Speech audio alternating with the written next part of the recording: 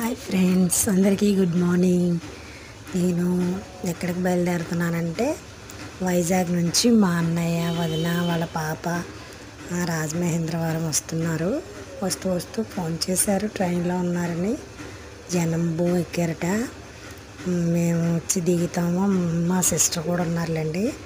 అంతా మా ఇద్దరిని బయలుదేరమన్నారు. వాడపల్లి ఇక్కడ ఫేమస్ కదా వెంకన్న బాబు గుడికి.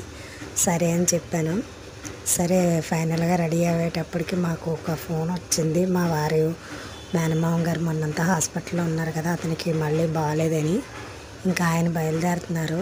అతను నన్ను ఏమి వద్దనలేదు, కానీ నేనే తనకి వెంట ఉండాలి కాబట్టి నేను బయలుదేరుతున్నాను మా వారితోనే. చూసారా, ఆడపిల్లకి ఎప్పుడు ఏం జరుగుతుందో తెలియదు.